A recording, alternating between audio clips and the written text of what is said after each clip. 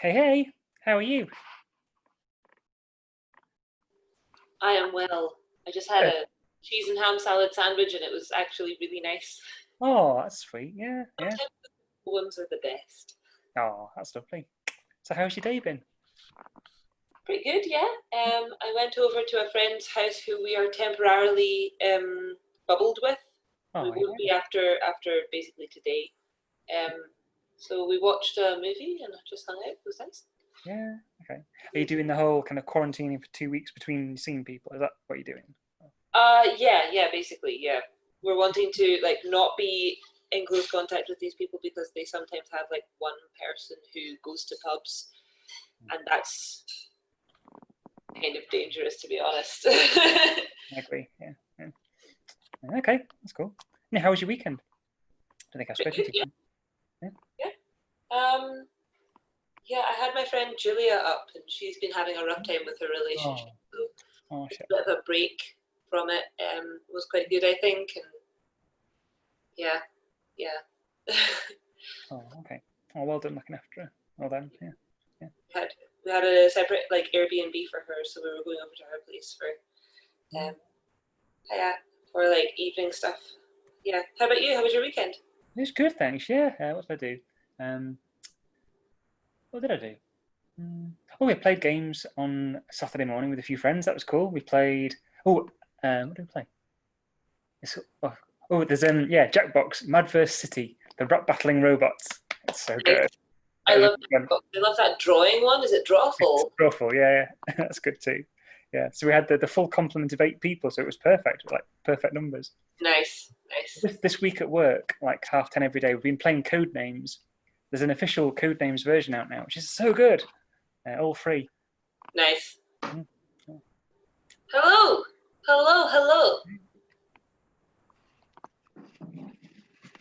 And I messed my right arm up playing disc golf. Oh shit! Yeah. Still hurting. Yeah. Hey. Hey, folks. Hey, Megan. Hey, Gordon. I like how Megan's a regular feature now. That's cool. I can't get it to work. I'm sorry. Hold on. Help me. Yay. Zoom on my phone is hard. Hey, Megan, how you doing? I'm doing good. I'm in France. I didn't know that there was a time difference. Yeah.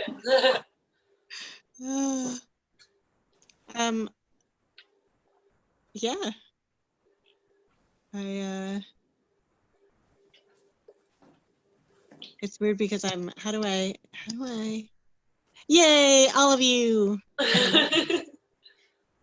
Hey, yeah, there we go. Gordon, I would like to say that we are in fact the same person. Yeah. And it's weirdly, it's a bit like the story. I think that I'm probably the demon inside your head. It's kind of impressive that we can both appear at this time. You're a demon. You can do whatever you like. I've basically been screaming for the entire time. It's very upsetting. That's why I go on mute.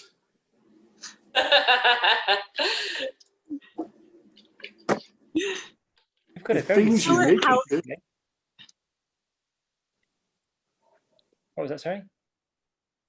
Oh, I was just going to say, how are all of you? How are you, Kitty? How are you?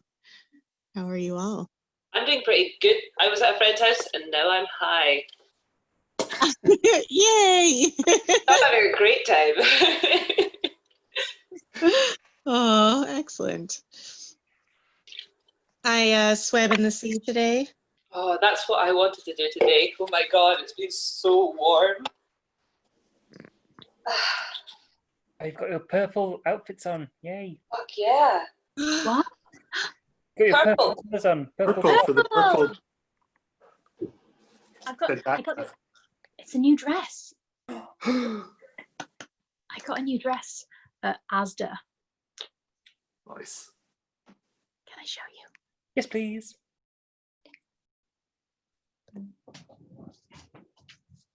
Oh, yeah. Ooh.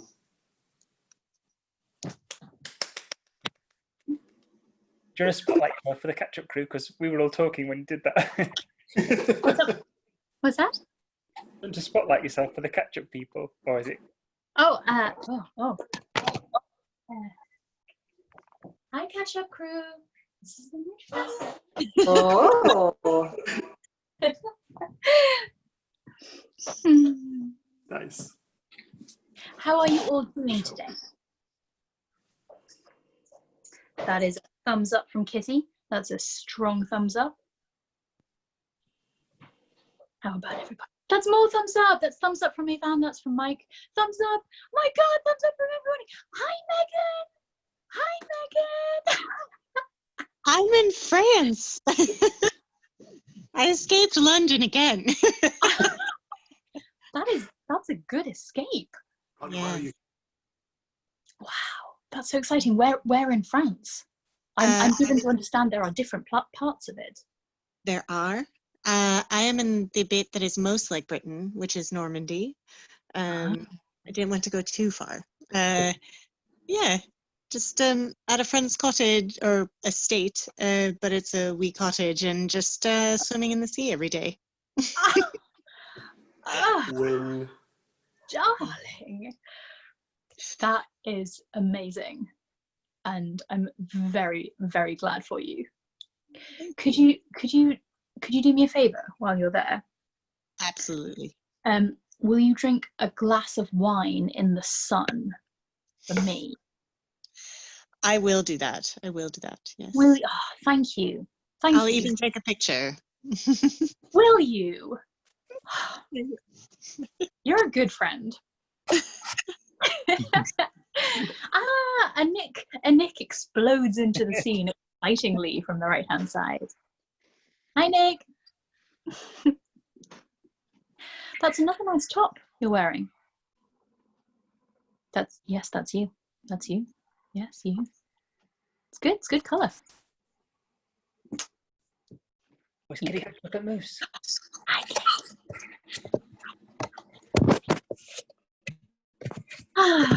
Who else? Who else have we got? Hi, Laura. Hi, Michael. Who else have we got? Hi, Robert. Sneaky, stealthy Robert. Oh. Robert, your beard's looking excellent. My what's looking excellent? You heard me. No, your beard. Your beard. Oh, thank you. No, I didn't hear you. Thank you. Very kind. Looking very good. Everyone's beard's looking very good. Got great beard envy. Strong beard. I've just had a realization of what I need to do.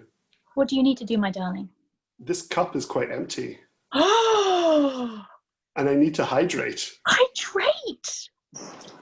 You need to hydrate. I can see Carmen laughing. Hi, Carmen. Kitty has a spoon. Rory also has a spoon. Oh my God. What are you crazy kids doing with your spoons other than making me spoon sexual? Kitty! Catch up crew, you don't want to know what Kitty just did with their spoon. I can speak for the catch-up crew and say that they do, in fact, want to know.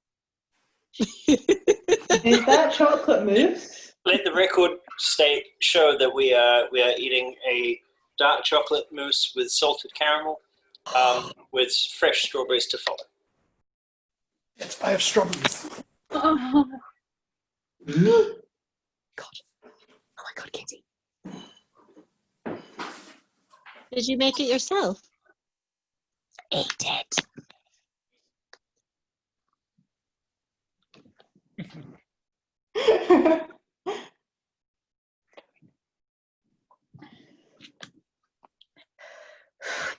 But no, I bought this from the supermarket because cooking is not my strong suit. But I was performing, you fuck. oh, I'm so sorry.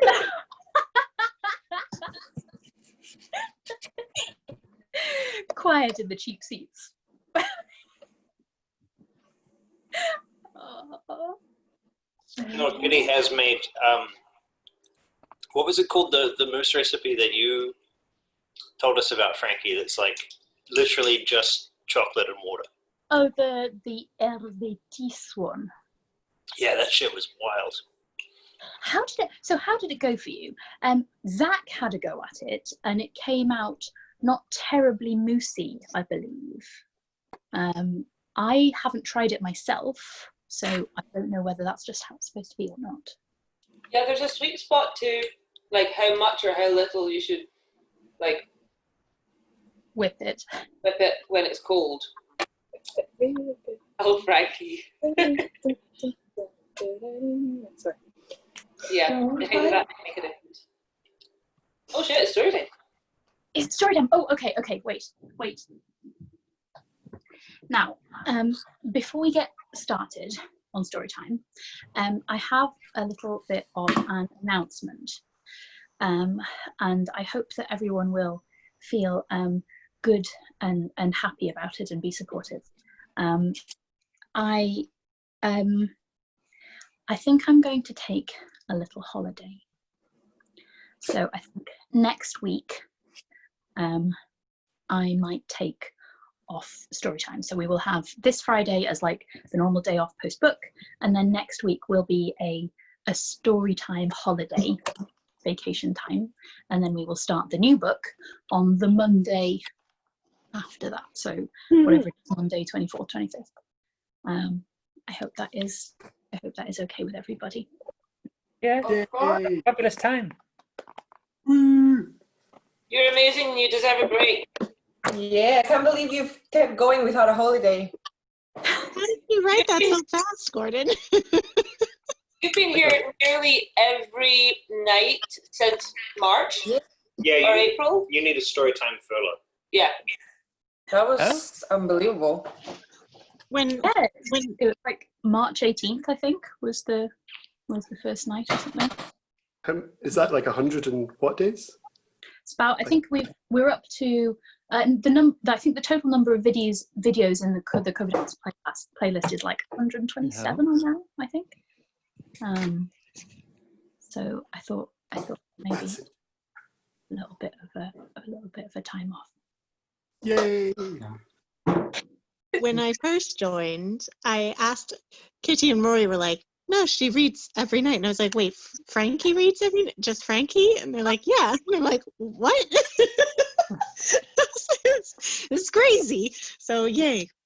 For what it's worth, if you need someone to maintain the prestige brand that is Storytime, I did today order a paperback copy of Harriet Porber and the Bad Boy Parasaurolophus. So it's a Chuck Tingle book. Oh my god, of course it's a Tingler. Oh, it's a Tingler. Yes, his newest entry into the Tingleverse. Moment of respectful silence for Chuck Tingle, please. Thank you. Thank you, Buckaroo. Okay, right, okay. Now,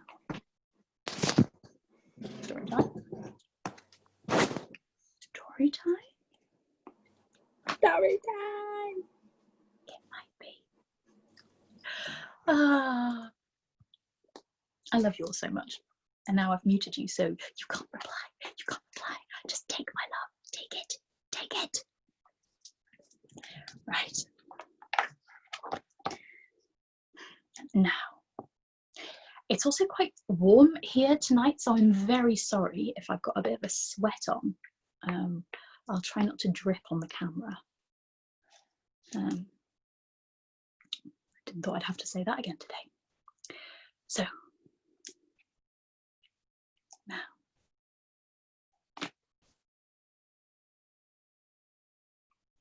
Are you sitting comfortably?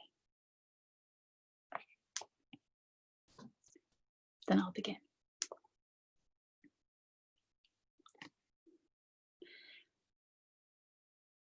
Seventh. Oh, sorry, I'm very sorry. I've just had a message pop up from Lisa saying they're running late, so please read slowly. So I will probably just read at the normal speed, but if when Lisa and Jonas arrive, if somebody could drop them like a very quick message in the chat and let them know what's happened, that would be amazing. Thank you. Seventh.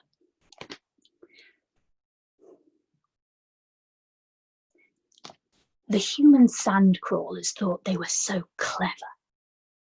They thought if they buried their business in sand and conducted it far away from the walls of my city, that I would not learn what they were doing. They were wrong. I did not need the eyes and ears of men to spy for me, though I had plenty of both at my disposal. My people were haunting the desert still, preying upon men as they were moved to, though none of them had risen as high as I had done. I had shut myself off from them so they would not follow my example and supplant me, but now I opened myself to them again. It was they who brought me word, whispered in my mind where only Lomelkeen could overhear us, and he could not stop us, so I did not care. The desert rats were gathering for a wedding that was not a wedding. When my bride's father had come to me and brought his sons to ask my favour, I had had a choice. I craved their blood to be spilled at her feet, more than I craved sunlight and pretty things. But if I had washed her with their blood, she would never have turned to me. Their rebellion might have faltered without them, but it would not have died. I had to let them go, to let them all go. I had not even kept a hostage to toy with and mutilate, or perhaps to turn over to another of my kin while they were gone. I sent Lomelkeen's mother, as would be expected of a human king who sent his wife into the desert. When they were gone, I found the casa empty without them, without her. I did not muster my army. I refused to use a force of men to quell this desert uprising. Men might have seen me for what I was at last. I could have laid waste to their desert on my own, but that would have taken time I did not care to spend, and much of my power. Instead, I called my people to me, meeting with them in the night, where once I had listened to my skeptics talk about the stars. They saw how powerful I had become and listened to my words with hungry ears. It did not take me very long to convince my people to join me. They craved blood as I did and not much care that this time they might have to kill quickly rather than linger over every wound. There would be blood enough in every form to sate them, and power beyond what they had known after. But my queen is not to be touched, I said to them. I will have her whole in mind and body when this is done, and the desert is red with the blood of her family. There were some quiet complaints at that I might choose a pet to lavish suffering upon while my kin were forced to deal the mercy of a fast death to those they caught. I let them whisper. They must not guess the truth of why I wanted her. They must not take her as I had taken Lomelkeen. She was mine for that, if any were to get it, but I hoped instead to control her through other means. I nearly swooned to think of what we might do together.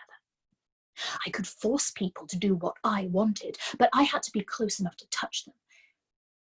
She could reach across the desert and do her work as easily as I might reach for more bread at the dinner table.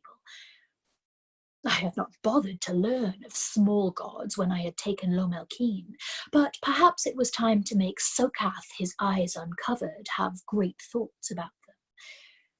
His heart might burst when he was done, which was why I had avoided him in favour of the younger skeptics. He was nearly clever enough without me. For this, though, I would risk his death. I had many others at my beck and call.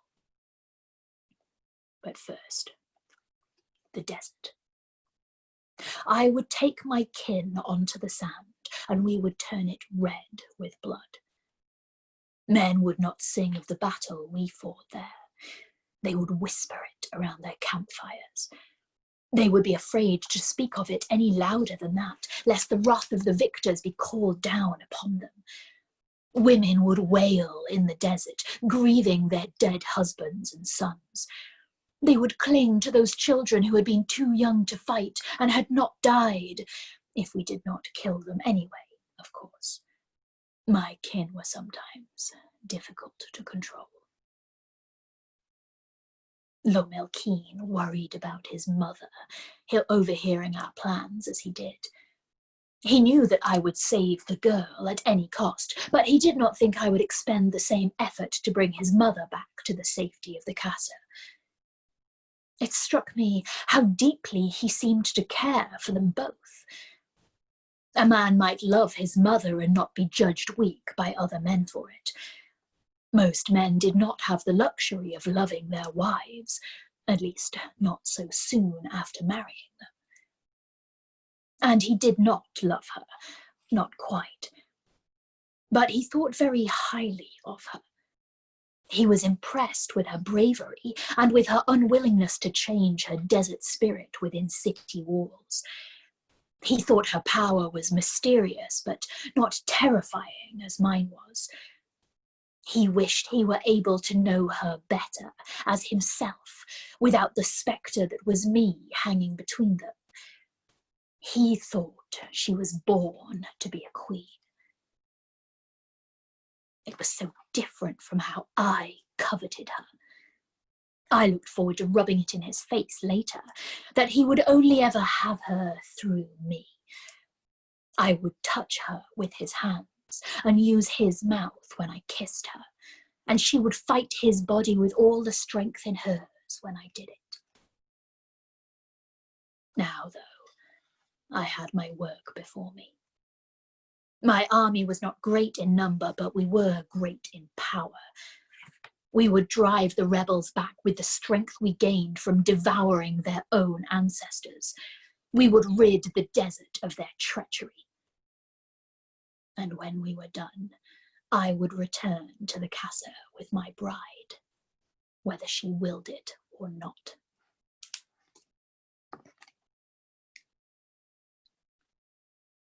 "31. While I had been dreaming of my sister's past and watching the stars fall from the sky and spinning useless thread in Lomelkeen's casa, my father and my brothers had been busy. They had returned with the caravan to find me gone, but my mother and my sister's mother had not let them mourn, as would have been traditional and proper. I lived, my sister was sure of it, and if I was to keep living, they must take their camels back into the desert and trade once more. This time, with every bolt of cloth, crock of honey, and packet of myrrh that changed hands, they must tell what had happened and what my sister was trying to do. I know now that my father did not grieve. My brothers had been chafing under the rule of a king who lived so far away and was so cruel. 2 of them had daughters. When they went back into the desert, they bartered no less shrewdly than usual, but with every bargain they told of my marriage, how I had made Lomelkeen's eye turn from my sister to me. My father told the men he traded with that I was brave. My brothers said that I was clever, that I had made Lomelkeen love me, and that was why I did not die. And everywhere they went, they built a shrine, and they left purple cloth, and they prayed. Soon they found that women came to trade with them instead of men. The women listened to the story of my wedding with an attentiveness the men had not shared. Rarely now were my father and my brother tasked with building the shrines to me. Often they were already built, nestled in the sand or in the corner of a tent, or even in the caves where the dead was buried, though I had not died. They left the purple cloth, as a gift, they said, for the living small god I had become.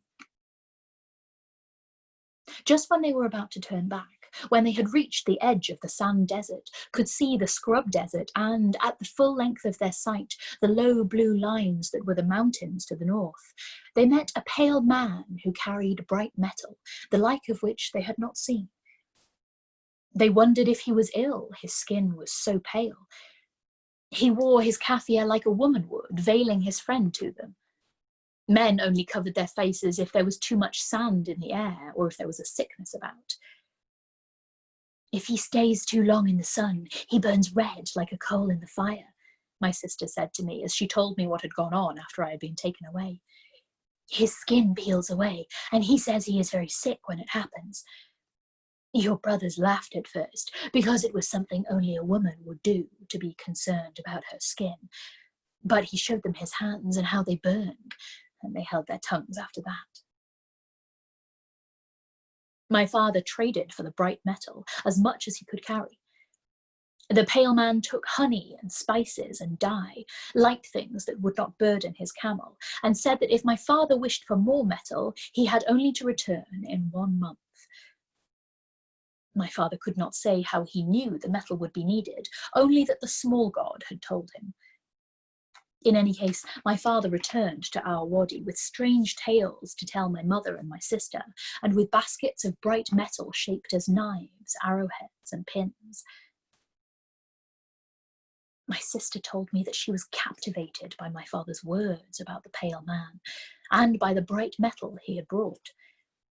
She begged my father to go back, to trade for more, and to bring the pale man back with him if he would come. He listened to her and went out into the desert with the caravan long before there was a need for new trade.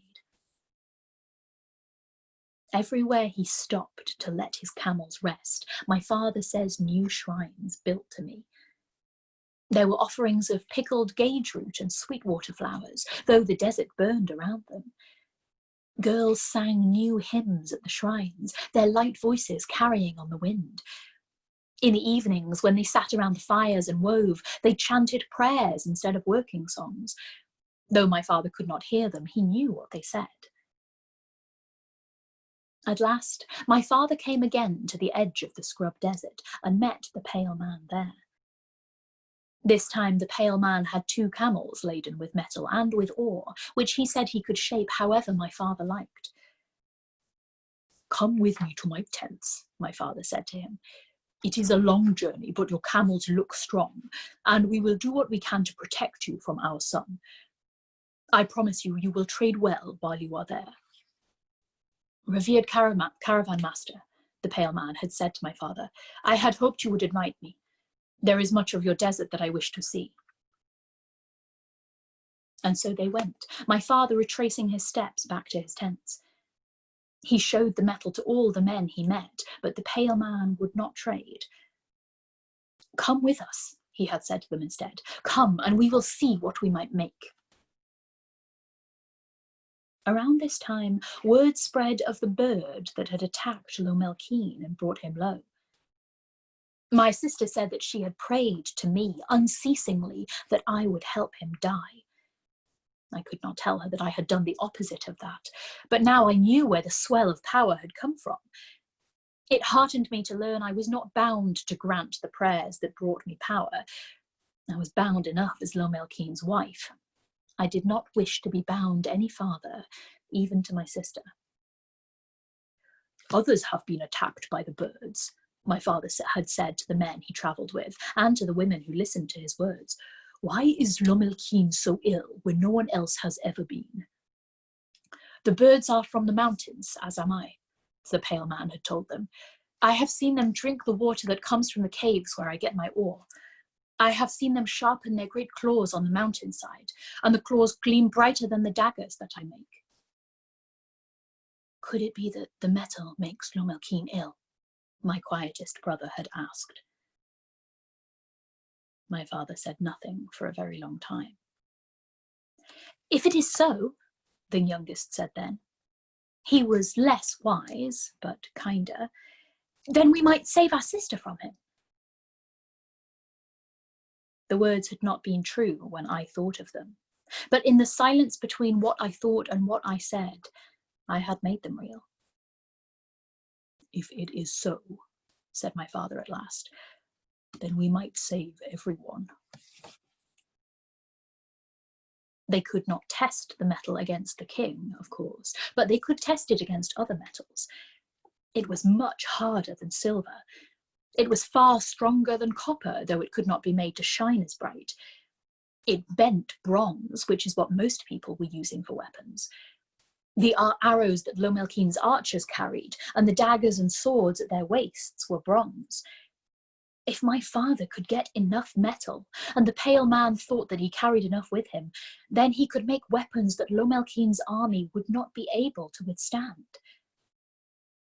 Now, instead of trading, my father was recruiting. "Come with us," he said to the men they met. "Come and bring your women and your children and your herds. Bring them to my wadi where they will be safe, and we will go to meet Lomelkin and stop him from stealing our daughters to die as his wives." Many of the men we met were from villages that had given a daughter already. Those who had not yet knew that they would have to soon if I died. They came to my father's cause slowly at first, but my sister said it was their women who begged them to join. I did not doubt that. Men prospered under Lomelkin's rule, and if it cost them a daughter, it was no more than a hard winter might demand as payment for survival. The wives and mothers, though, grieved each loss and prayed at my shrines to avoid further losses. They told the men to go, and after a time, the men went. When my father returned to his tents along the wadi, his caravan stretched so far behind him that my sister said she could stand on the sand and look without seeing its end. Then she smiled and said she had not looked too long, because when she saw the pale man who rode with my brothers, she forgot that the caravan was there at all. "I knew it must be the man with bright metal," she said to me. Her eyes gleamed with love for him, and I recoiled like she had struck me. I had made this in her, and I feared she would hate me if she knew it. "No one else could look like that," she said. "He was so pale, I saw why your brothers thought he must be ill. He had taken off his kafir so that it did not cover his eyes. He told me later that he wanted to see my father's tents, but that he forgot to look at them, because instead he saw me where I stood waiting." "Sister," I said to her, "why do you love him?" She looked down at her hands, which were lined with henna for the wedding. She did not hear my desperation. "I did not know at first," she said to me. "I saw him and I wondered if I loved him only because he was so different from any man I had ever seen." That, at least, sounded like my sister. She had always been more adventurous than I. It seemed fitting that she would see a man so strange and love him for it. "He spoke of his mountains and of his time in the desert," she said to me, and my heart was heavy. I thought that he meant to return to his home in the north. But he told me that he wished to stay in the desert. He could go and get more ore to make the bright metal, but he wanted the desert to be his home. "Then I was truly glad, sister of mine," she said to me, "because if I married him, I could stay here with my mother and with your mother, with your shrines and with our dead. I would not leave my father's tents, and my husband would not ask me to." She had not answered my question. She had not told me that she loved his eyes or the sound of his voice. She had not said that his touch lit a fire on her skin. Then it came to me. She loved him because he did not seek to change her. If I had made him or if my father had found him, it did not matter. My sister would have a husband who would not make her sit, veiled and weaving, in his tent. He would not take another wife, as my father had done. She would be his, and he would be hers, alone. This was why she loved him, and it made my heart glad to hear it. "Come," my sister said to me, "let me show you how we will end your husband's rule." My gladness turned hard in my chest, and around it the copper fire of 100 prayers burned. 32. My brothers had taken Lomelkin's mother to a tent and left her there, with the boy and the old woman and 3 guards to stand outside. The tent flaps were closed, and it must have been stifling, but I knew that no one would go in to see her unless my father ordered it. When my sister would have taken me around the camp and shown me off like a prize cow, I begged her to let me go to Lomelkeen's mother instead. Do you think she has not counted the men, as I did? I asked her. Do you think she has not guessed what this wedding of yours will entail? Do you think she has not suffered too? My sister relented and took me to the tent. The eyes of men followed us as we went, my sister in her priestly whites and me in my fine city dress. How different we had become in so short a time. Here is Lomelkeen's mother, she said to me when we reached the tent. I will stay out here and wait for you, sister. Come to me when you have said your words. I nodded and held the flap open to go in. The tent was well appointed and less hot than I had feared. Lomelkeen's mother would not wilt in the stuffy desert heat. There were rugs on the floor and a faint incense burned, as though someone had thought she would be offended by the smell of so many sheep and goats and men. Someone had brought tea and dates, like all visitors were given when they came to my father's tents, though I did not know if anyone had stayed to drink the formal welcome with her. Though I no longer dwelt amongst my family, I was still bound by their duties to their guests. Welcome, lady, I said to her, bowing, and then sat down across from her. Welcome to my father's tents. The tea was gone, but I held the bowl of dates out to her, and she took one. I took one as well, and then gestured to the boy, who fell on the bowl like he had not eaten in days. Lomelkeen's mother coughed quietly, and the boy remembered to take at least one of his prizes to the old woman, who smiled as she ate. Shall we discuss the desert storms, then? Asked Lomelkeen's mother. Or perhaps the state of the herds? There seem to be a great many of them here.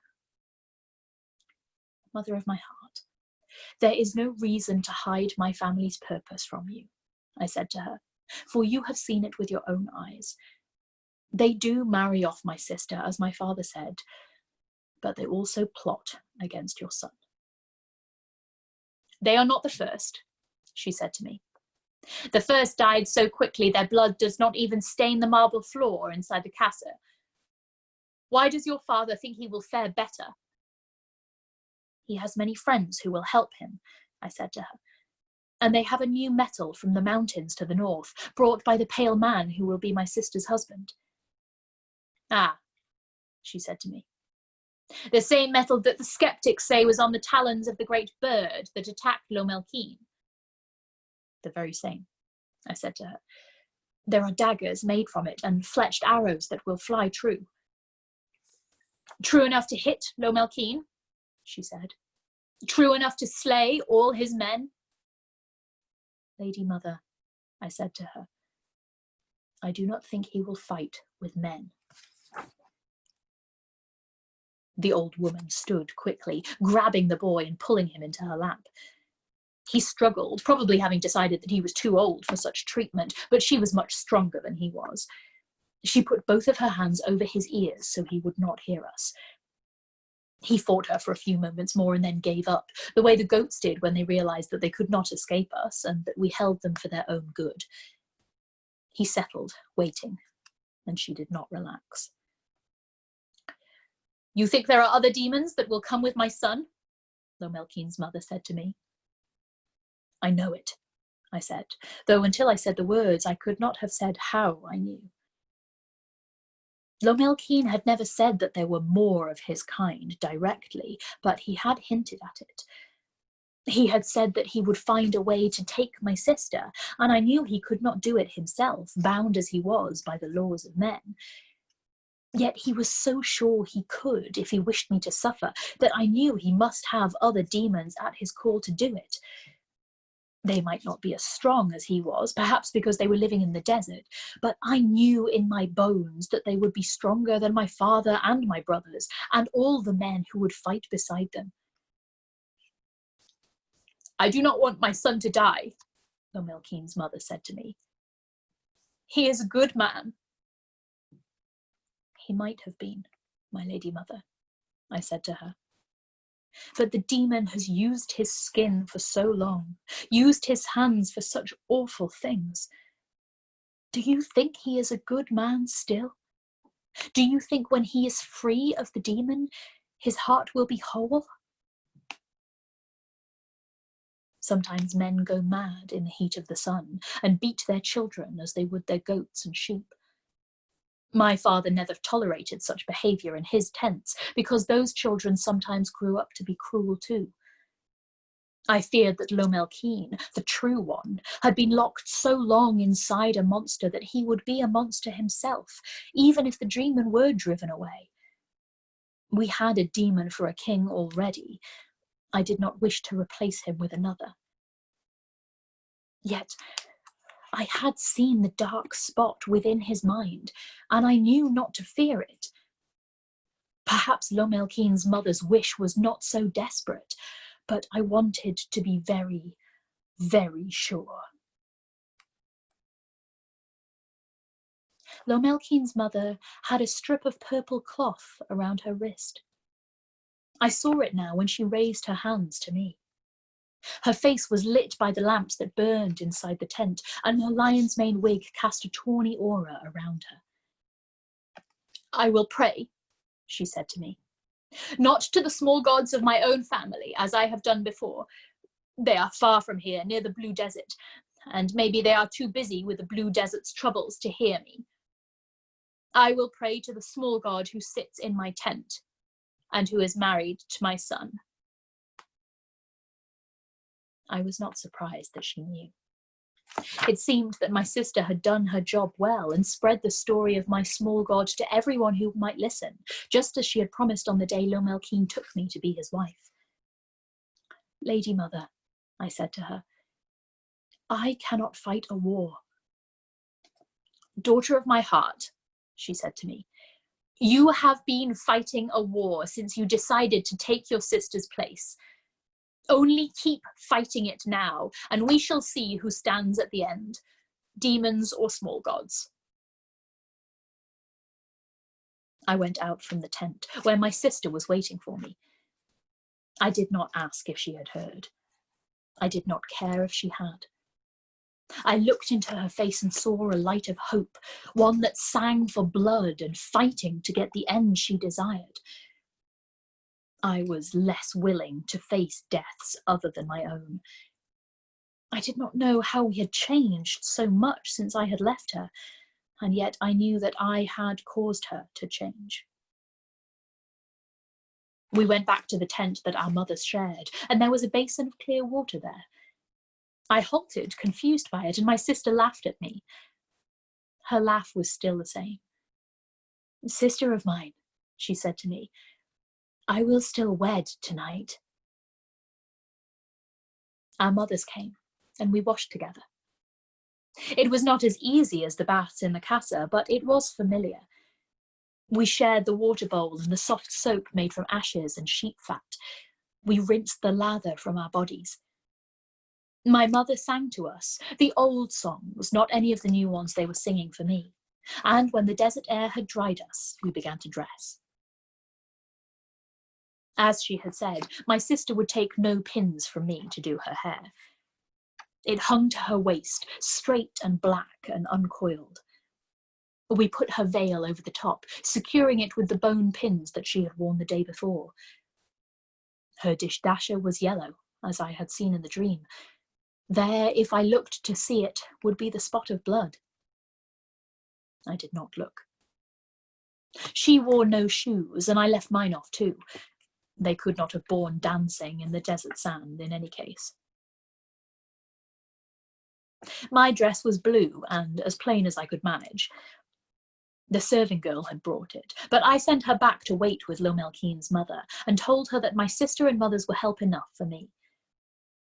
I did not braid my hair either, but let it fall as my sister had done. It was unseemly that a married woman should wear her hair loose under her veil, but I thought that if any man tried to criticize me, I would only remind him whom it was he sought to wage war against. As we dressed and my mother sang, the words of Lomelkeen's mother weighed heavy on my spirit. She was so sure he was a good man. I had seen flashes of that, or else I thought I had, but I was not certain that there would be enough to resurrect him. If my father and his men were successful, there would be a dead king and no one to take his place. It would be as Sokath, his eyes uncovered, had feared, a dead king and no one but the grasping merchants and petty lords to take his place. We would fight until the children who tended the sheep were old, if they did not die fighting themselves. My dress was such a simple thing, for all it had come from the casa, because I did not wish to outshine my sister on the day she wed. If I could think of a solution as simple as the dress, it would be better for everyone, but my mind was too full of worry to think. When I closed my eyes to focus, I saw my father's blood on Lomelkeen's hands, and my brother's children with no fathers left to care for them. There were too many people here and too much noise. I could feel the copper fire burning inside of me, but I could not direct it. When I tried to spin it, it unwound. When I tried to weave it, it tangled. My mother painted my face with coal, and my sisters too. I had to be patient. I had to get through the wedding feast and the dancing, and then, when the night was quiet, I would try to find a good path for my copper fire to take. If it made me ill, Lomelkeen would not be here to heal me, but there was nothing I could do about that. I had to make hard choices at every turn, it seemed, but I needed make none of them yet. My mother pulled me to my feet and turned me slowly around before her. "My daughters are here together again," she said to us, "and I am glad." My sister smiled, her heart showing in her eyes. I tried to do the same, but all I could manage was the smile itself. Quickly, I pinned up my veil, hiding from all of them at once.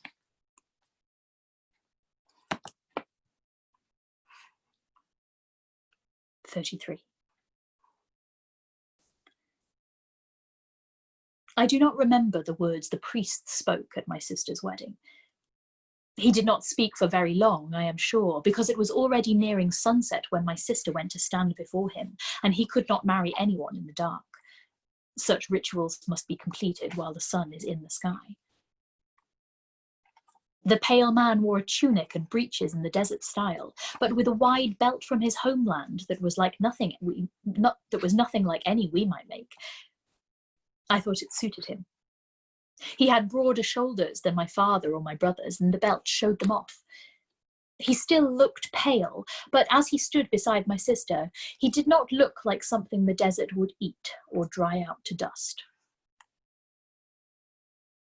When the words were said and the first mead was poured, my sister brought the cup to my father and to her mother, and then to my mother. They drank, and she took the cup to me and to each of my brothers.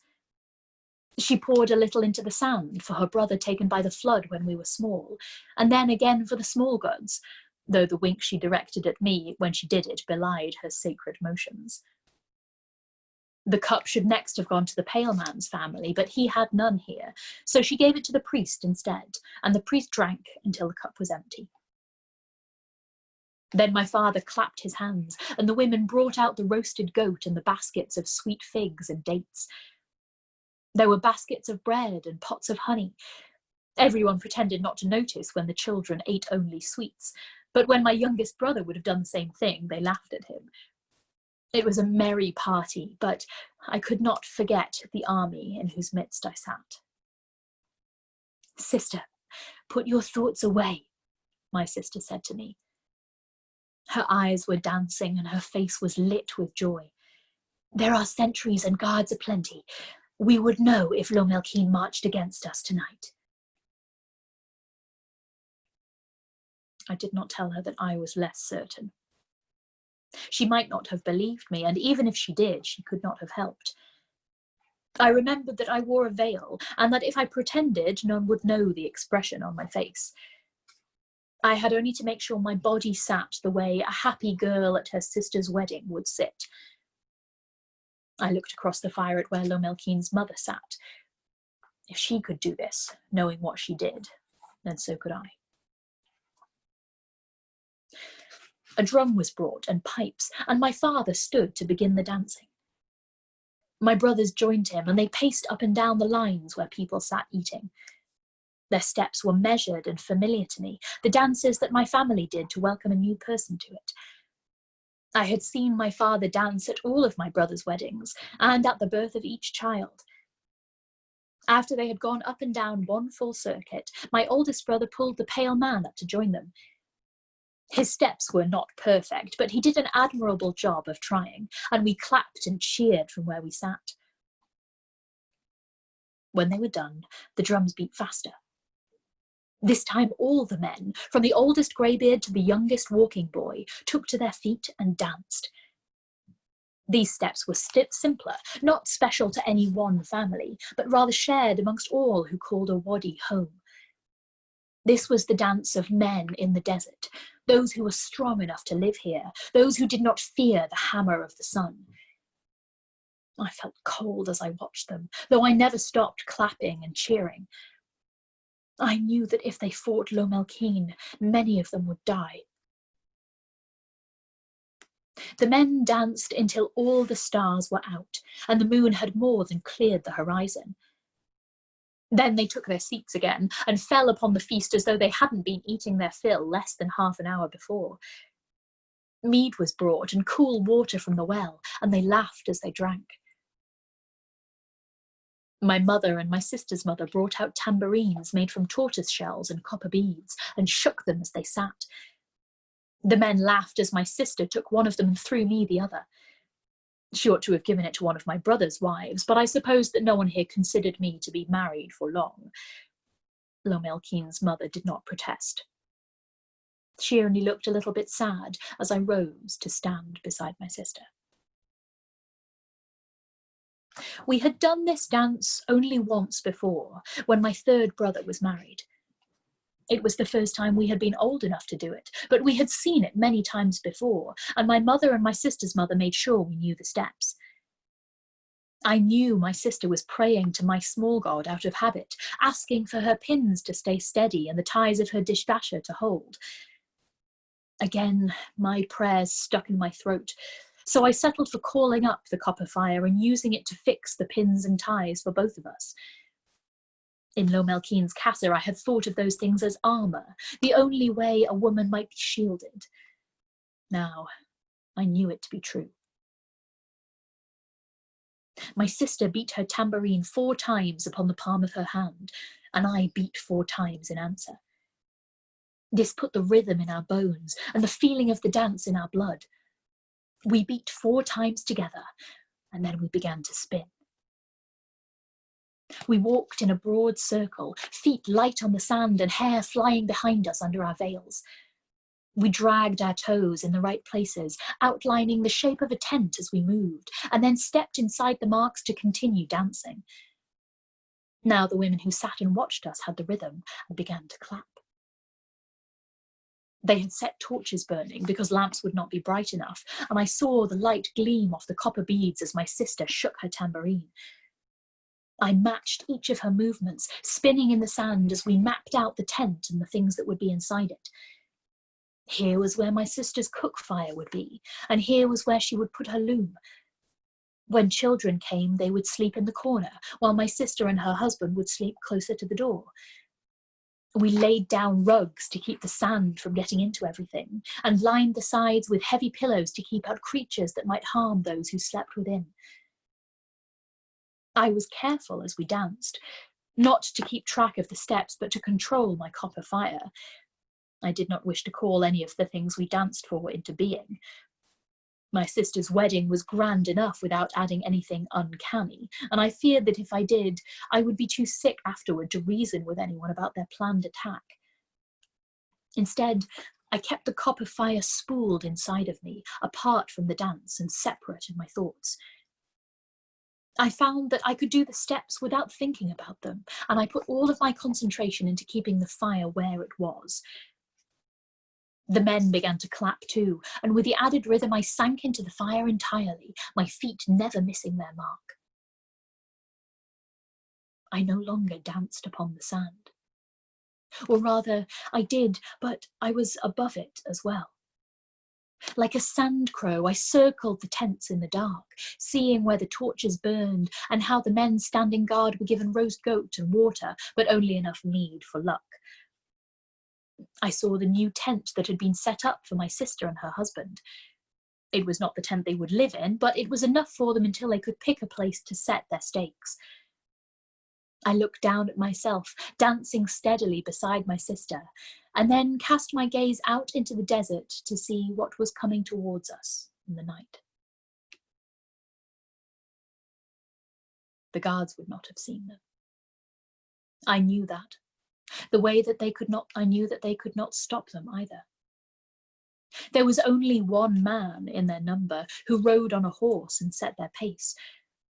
That was Lomelkeen. Those who came with him were not men. For whatever reason, the demons he brought did not walk in men's bodies.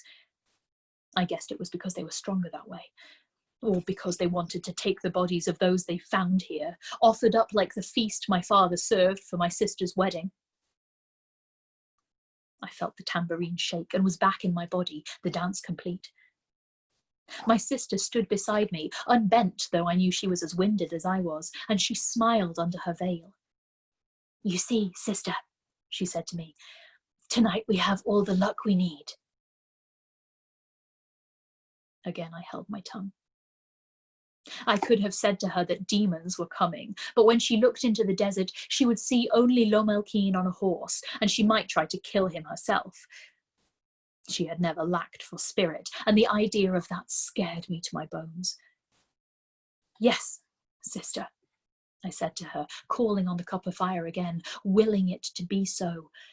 "Tonight we have good luck." My mother took the tambourines, and the other women stood to do their own dance where we had trod. I took no outstretched hand, ducking away from all of them when they might have pulled me back into the dance.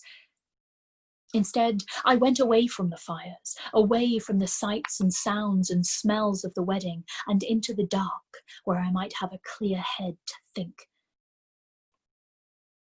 Perhaps if I went to Lomelkeen, he would take me and turn back, content to hold me hostage in his casa. If I took his mother with me, we would have an even greater chance. When I looked for her, though, I saw that she sat with 4 of my mother's brothers and their wives. They would not let her out of their sight, even if she went with me. If I went into the desert, I would go alone. I returned to my mother's tent and took off my fine dish dasher and veil. My sister's priestly whites were there, and I put them on. I feared no blasphemy. She had worn them when she prayed to my small god. I was allowed to wear them now. I pinned on the white veil and put on the slippers that completed the regalia. I would take no piece of the shrine with me, as my sister would have done. I did not need a scrap of the purple cloth, or the eggshell lamp, or any of the flowers that had been left as offerings. I was enough on my own. I left the sound of dancing and celebration behind me. I did not pray or sing as I walked. I only called on the copper fire in my chest and felt the spool unwind. Threads of fire went to each of my fingers and toes. My eyes bloomed with it, and they sharpened the hearing in my ears. This was all the armor I needed now, or so I hoped. And I walked into the desert alone to meet my husband, where he rode with my doom behind him at last.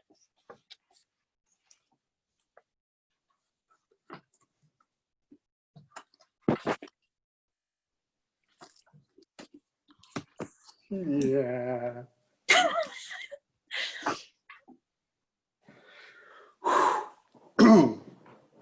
How y'all doing? Oh, very quickly, before anybody leaves or what have you, I forgot to say, the thing about taking next week off, don't tell Zach. I'm not going to tell him. It's going to be a surprise. don't say anything on the Storytime page. Aww. He's going to think I'm going to be doing Storytime while I'm down there. And I will just say no. Entertain me. But yes, so forgot to mention that at the top. Anyway, book. How are people doing? So tense. It's so near the end. Katie, what are you doing on the floor? Hmm? Where's No? Katie? Is that on the floor? Oh, Katie's on the floor. She's working on her new project. Oh, look at that. Love those colors. Oh, that's stunning. It's like sea glass. That's beautiful. It just looks like a stained glass window, actually. Yeah, I like it. It's gorgeous. Ah. I don't like that he doesn't get to enjoy his sister's wedding. I feel so sad. It's like, oh, what a happy occasion to do all these dances and all of the joyfulness, and then she's just so preoccupied. Like, that's not fair. That's not okay. It's not okay. No. Go eat some roast goat, Lady Bless. Yeah. Maybe even have a glass of meat. Meat. She wasn't allowed to like actually be there as much as she was allowed to go, you know?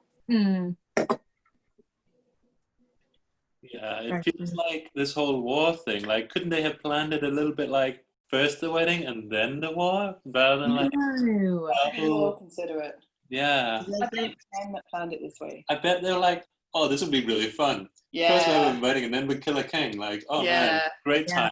That like girly family wedding shit. Let's just have a war. Yeah. Let's have a wedding and to a war. Yeah.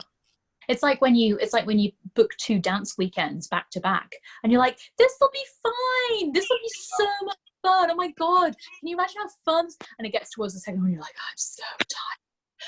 I have massively miscalculated. This was a bad idea. Honestly, I come home from the UK and sleep for like a week. Like just 10 hours a night at least. Just to catch up from all of it. That's very much what this is like, I feel. But a wedding war, I mean, it feels very like classical mythology. Combinations of weddings and wars. They were all about slaughtering each other at weddings and things, weren't they? They love that shit. They love that shit. Gordon, my love, do you have any notes tonight? I do have a couple of notes. Are you feeling better, Gordon? I am feeling much better. Hey. Oh my God. So much better. I'm slightly weirded out because I got almost no sleep last night, so I'm still in this weird, vague haze of I'm not sure what's actually happening in the world, but I am no longer like radiating heat and a weird, sweaty, odd. Frankie is now the sweaty one, it appears. So, Gordon. Hydrate. Yeah. Do you think it's because I'm here and I've given you some of my silver fire? It is essentially because we are the same person, but we have split apart now. And so suddenly the forcing us together to be like that doppelganger was too much. And now we can be separate. And like, you know, with like a whole island between us, it's great.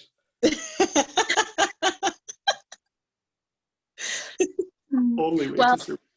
After, at whatever point people leave, bye Katie. Whoever stays for the after chat, don't let Gordon stay chatting too long. Tell Gordon he's got to go and get a sensible night's sleep. Okay. Neither Michael nor Bina are here, I don't think. Or Malcolm, sorry, Michael is here.